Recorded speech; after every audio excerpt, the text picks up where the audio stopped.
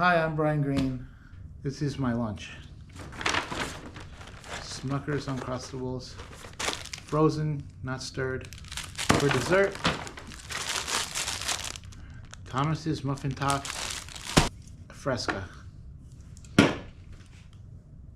Energy is something that you can't reproduce. You either have it or you don't have it. And I don't know if I have it. I just hope that it comes across like I know what I'm doing.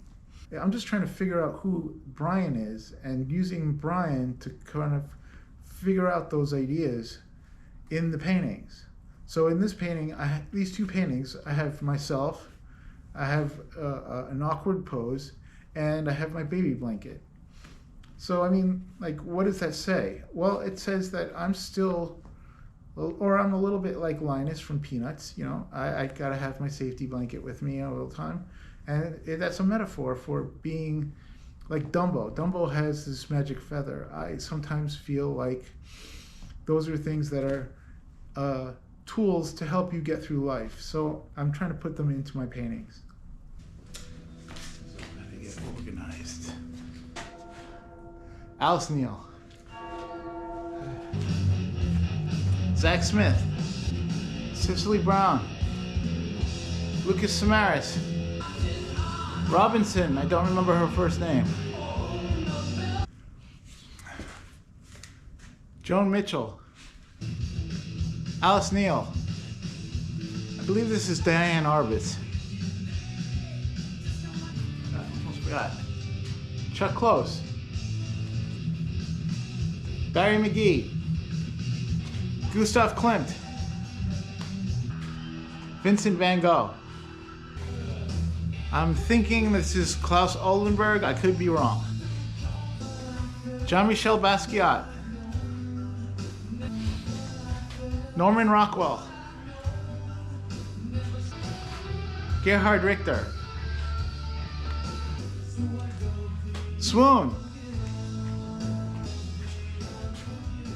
Gustav Klimt. I think this is right. Lucas Samaras. Alice Neal. Takashi Murakami. Jenny Saville. Vincent van Gogh. Lucas Samaras. Lucian Freud. Kehinde Wiley. All right. Robert Williams. Lisa Yuskavage.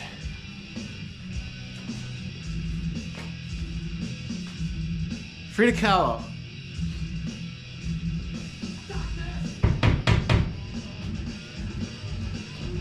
Finito!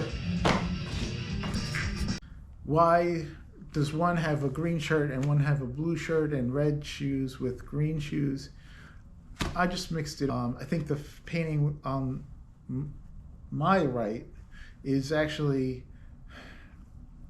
a little too high in hue. Not value. Value is fine. It's just the hue is just very intense blue and intense green. It makes it a unique piece, but I mean it does also makes it not work together as well as it should. So yeah, so I use my pose to kind of create this, you know, the composition. I usually crop and arrange the photographs I'm working with, and then I'll move on to like a digital drawing of the same photograph, and I'll rearrange it again and again until I find out which composition I really like. But I don't think I'm going to be doing that in the future. In the future, I kind of want to work those things out spontaneously with a pencil and the board, and that's it. I'm going to try two paintings without using digital drawing. So yeah, with acrylics, everything works really fast.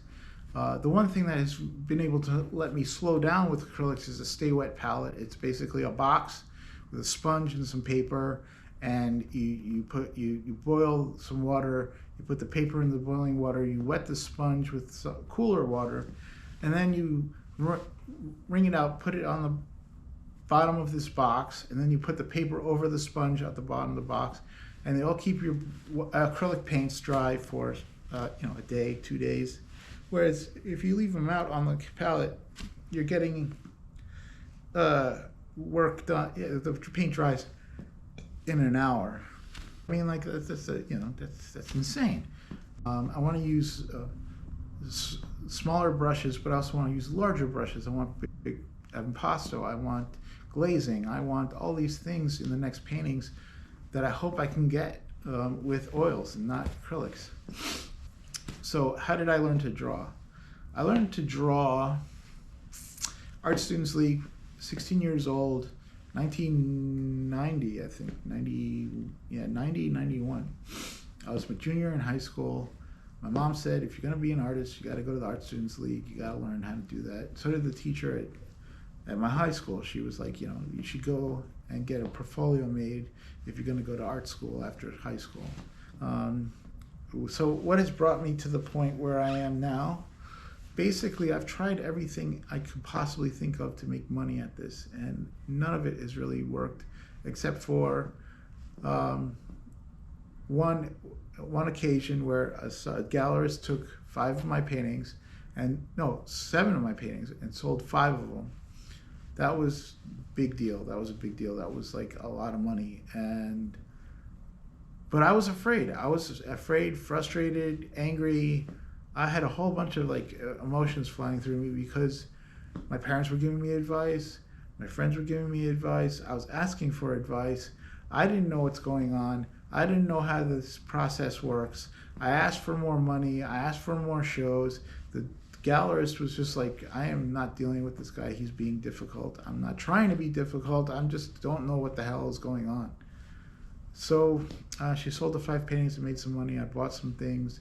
So, I mean, I've gone through abstraction. I've gone through comics. I've gone through self-portraits. I've gone through landscapes. Small landscapes, nothing really that big. I want to do more plein air. I would love to be able to do some plein air painting, either here in the county or out on Long Island. So here I'm wrapping the painting in glassine paper to protect it from the cardboard I'm going to wrap it in. The glassine will work as a barrier to prevent the acidity of the cardboard from damaging the painting. I put 3 layers of glassine on the painting before I put it in the cardboard. Here's the cardboard. This cardboard's regular 40 by 60 cardboard. I'm wrapping it up on the end and a little trim, and that's it.